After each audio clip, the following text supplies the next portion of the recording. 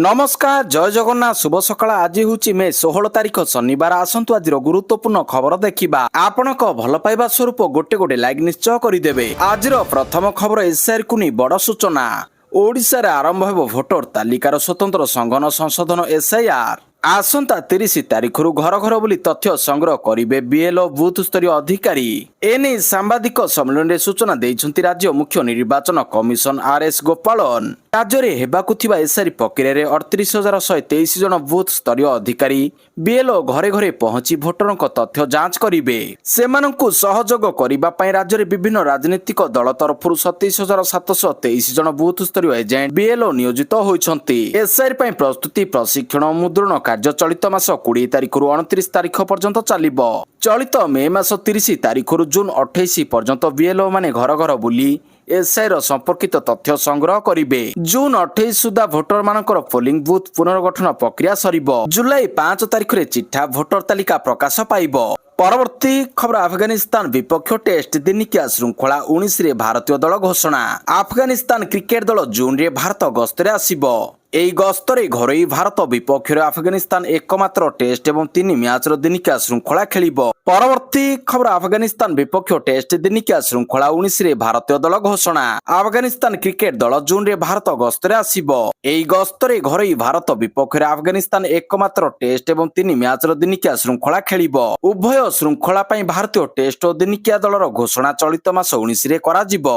2 मासरु अधिक समय भारतीय खेलाड़ी आईपीएल खेलिबे। तेणु सेमानक कार्यभार को दृष्टि रखी अजित अगरक नेतृत्वाधीन वरिष्ठ मनोनयन कमिटी भारतीय दलर मनोनयन करिबे। परवर्ती खबर आसंता जून 21 रे हेबो नीट यूजी 2026 पुनः परीक्षा नुआ तारीख घोषणा कला एनटीए। नीट यूजी 2026 नुआ तारीख घोषणा। नीट यूजी 2026 परीक्षार्थी एक गुरुत्वपूर्ण सूचना। नेशनल टेस्टिंग एजेंसी पक्षरु नीट यूजी 2026 पुनः परीक्षा पाई नूतन तारीख घोषणा करा जायछि। भारत सरकार अनुमोदन क्रमे आसंता जून 21 2026 रविवार दिन एई परीक्षा अनुष्ठित हेबो। केवल ऑफिशियल अपडेट उपरे विश्वास करने को परामर्श दिया जायछि। परवर्ती खबर एथर सल आसिबो मौसुमी में 26 रे छुइबो केरल। समय पूर्वरु आसुछि मौसुमी। एथर सल ओडिशा आसिबो मौसुमी। भारतीय पाणीपाग विभागर पूर्वानुमान अनुसार आसंता मे 26 रे केरल छुइबो दक्षिण पश्चिम मौसुमी। साधारणतः जून 1 रे दक्षिण पश्चिम मौसुमी भारत रे प्रवेश करिथाए, किंतु चलित वर्ष 5 दिन पूर्व यार आगमन हेबो। मौसुमी केरल रे पहुंचीबा सह देश रे वर्षा ऋतु आरंभ होइथाए। आईएमडी रो पूर्वानुमान अनुसार मौसुमी मे 16 बेलकु दक्षिण अंडमान सागर, दक्षिण पूर्व बंगोपसागर एवं निकोबर द्वीपपुंज आड़को अग्रसर होई पारे। साधारणतः एई प्रक्रिया मे 20 तारिख बेलकु हेउथिबा बेले चलित थर 4 दिन पूर्व मौसुमी अग्रसर हेबो। परवर्ती खबर गोटे ऑफिस रे 3 वर्ष अधिक रहिले बदली। राजस्व कर्मचारी बदली और रोटेशन शीघ्र सारिबा पाई निर्देश। रही पारिबेनी 3 वर्ष अधिक राजस्व प्रशासन अधीन रे कार्यरत मंत्रालय कर्मचारी एवं क्षेत्रीय स्तरीय कर्मचारी बदली और रोटेशन प्रक्रिया को कड़ाकड़ी भाव में कार्यकारी करबा पाई समस्त जिलापाल को राजस्व विपर्यय परिचालना विभाग पक्षरु निर्देश जारी करा जायछि। एही संक्रांत रे राजस्व विपर्यय परिचालना विभाग अतिरिक्त मुख्य शासन सचिव डॉक्टर अरविंद पाड़ी समस्त जिलापाल को चिठी करिसंती। परवर्ती खबर आसंता वर्षरु सीबीटी फॉर्मेट रे हेबो नीट परीक्षा। ओएमआर बदल रे ऑनलाइन रे परीक्षा।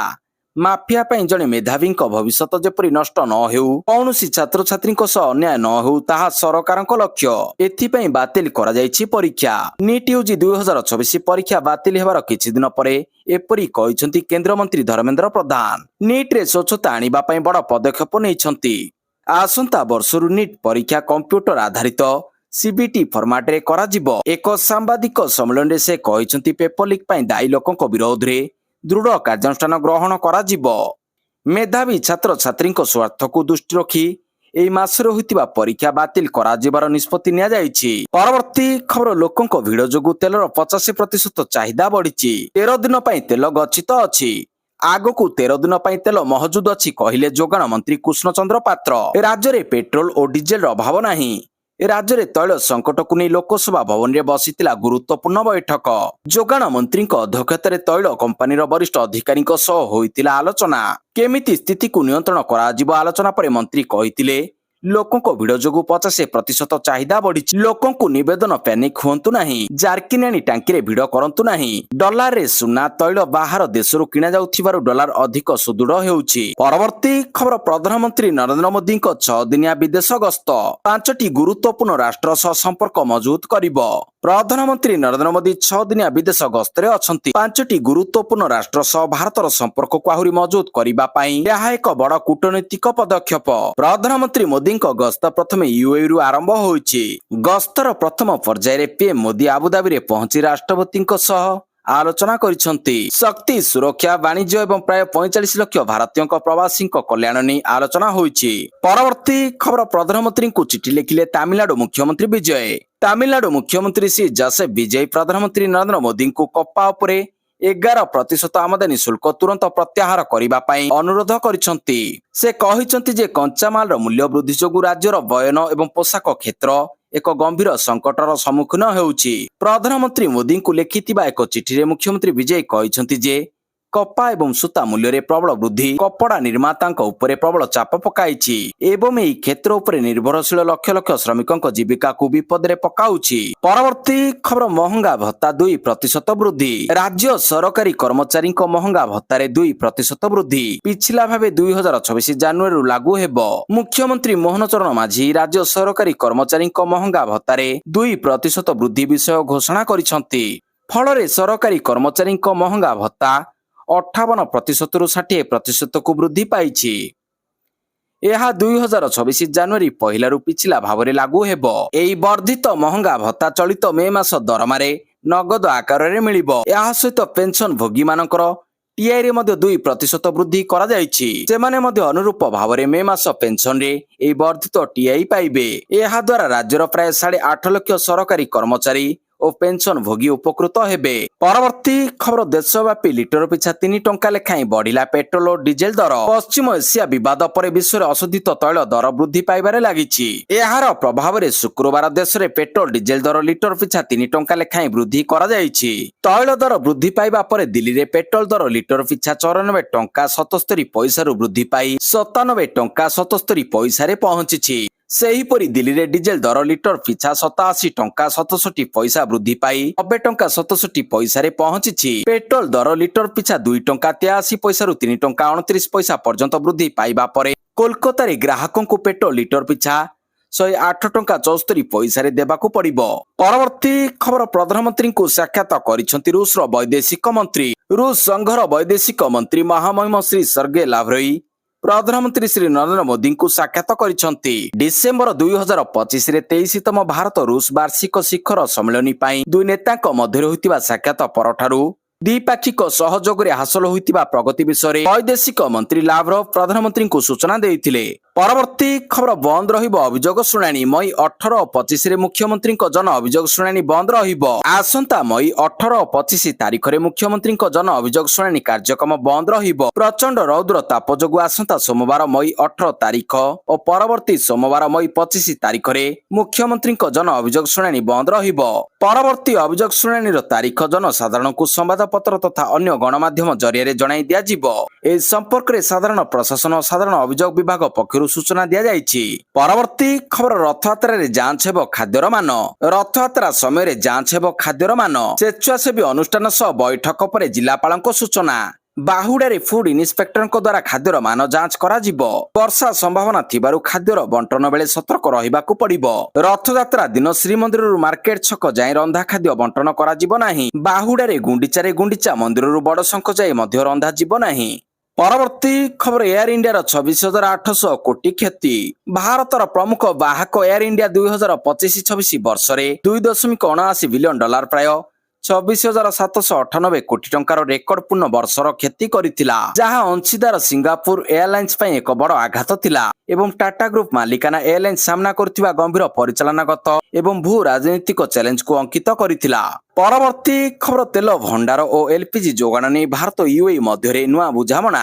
ପ୍ରଧାନମନ୍ତ୍ରୀ ନରେନ୍ଦ୍ର ମୋଦିଙ୍କ ସଂଯୁକ୍ତ ଆରବ ଏମିରେଟ୍ସ ୟୁଏଇ ଗସ୍ତ ଅଳ୍ପ ସମୟ ପାଇଁ ଥିଲା, କିନ୍ତୁ ତାହାର ଫଳ ଭାରତ ପାଇଁ ବଡ଼ ମନାଯାଉଛି। ଆବୁଧାବିରେ ମୋଦିଙ୍କ ପ୍ରାୟ 2 ଘଣ୍ଟିଆ ଗସ୍ତ ମଧ୍ୟରେ ଭାରତ ଓ ୟୁଏଇ ମଧ୍ୟରେ ପ୍ରତିରକ୍ଷା, ଏନର୍ଜି मेरीटाइम इन्फ्रास्ट्रक्चर और निवेश क्षेत्र में अनेक गुरुत्वपूर्ण चुक्ति स्वाक्षरित होईछि। परवर्ती खबर आरजीकर घटना सरकार बड़ एक्शन 3 पुलिस निलंबित। पश्चिम बंगर कलंकित अध्याय आरजीकर मेडिकल कॉलेज गण दुष्कर्म हत्या घटनार तदंत आरंभ सह 3 पुलिस अधिकारी निलंबित होइछन्ति। एने सूचना देइछन्ति मुख्यमंत्री शुभेन्दु अधिकारी। पश्चिम बंगे भारतीय जनता पार्टी सरकार को आसिले बहु चर्चित आरजीकर मेडिकल कॉलेज तदंत आरंभ करने प्रतिश्रुति देइथिला। चलित निर्वाचन में बीजेपी सरकार को आसिबा परे मुख्यमंत्री शुभेन्दु अधिकारी एने एक बड़ घोषणा करथिले। परवर्ती खबर नंदीग्राम इस्तीफा देले मुख्यमंत्री शुभेन्दु अधिकारी। पश्चिमबंग मुख्यमंत्री शुभेन्दु अधिकारी शुक्रवार नंदीग्राम विधानसभा आसन इस्तीफा देइछन्ति। एहा सह भवानीपुर आसन बजाय रखिबाकू बाछिछन्ति। विधानसभा नियम अनुसार निर्धारित बाध्यतामूलक 14 दिन अवधि मध्य श्री अधिकारी बाचस्पति रथीन्द्र बोस को ताको इस्तीफा पत्र प्रदान करिसंति। से चलित विधानसभा निर्वाचन में पूर्व मेदिनीपुर जिला नंदीग्राम एवं दक्षिण कोलकातार भवानीपुर उभयरू प्रतिद्वंदिता करथिले। से तृणमूल कांग्रेस प्रार्थी पवित्र करंकु 9665 भोट रे परास्त करी नंदीग्राम रे विजयी होइथिले।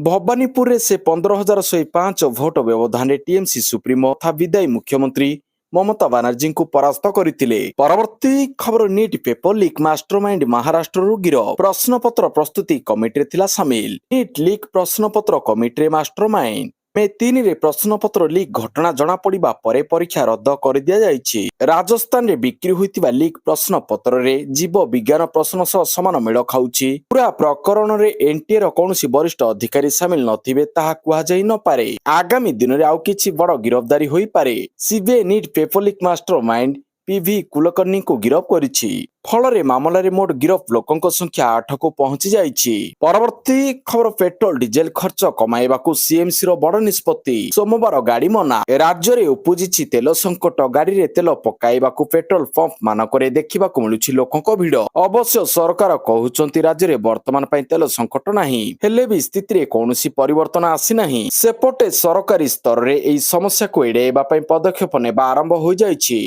एई क्रम रे पेट्रोल डीजेल खर्च कमाइबाकू सीएमसी नेइछि गुरुत्वपूर्ण निष्पत्ति। परवर्ती खबर बस यात्री को झटका। साधारण और एक्सप्रेस गाड़ी रे किलोमीटर पिछा बढ़ा बढ़िला 2 पैसा। तेल परे बढ़िला बस भड़ा। खाउटी ऊपर आरंभ होइगला महंगा माड़। तेल दर वृद्धिर प्रथम झटका लागिछि। आज सारा ओडिशा रे बस भड़ा बढ़िबो। साधारण और एक्सप्रेस बस भड़ा किलोमीटर पिछा 2 पैसा वृद्धि होइछि। सेहिपरि डिलक्स एवं एसी डिलक्स बस भड़ा 4 पैसा बढ़िछि। सुपर प्रीमियम गाड़ी भड़ा किलोमीटर पिछा 6 पैसा वृद्धि पाइछि। राज्य परिवहन विभाग पक्षरु एने विज्ञप्ति प्रकाश पाइछि। परवर्ती खबर डॉलर डेइला 96 टंका। अंतर्जातीय स्तर रे तैल दर वृद्धि परे खसिला टंकार मूल्य। थरकु थर डॉलर तुलन रे पतला होई चलिछि टंकार मूल्य। विदेश बजार अशोधित तैल दर बैरेल पिछा $110 अधिक होई जिबा परे अमेरिकीय डॉलर तुलन रे टंका दुर्बल होई 96 टंका स्तर अतिक्रम करिछि एवं प्रथम थर पई डॉलर मूल्य 96 टंका रु अधिक होइछि। तेबे मुद्रा विनिमय बजार रे कारबार बेले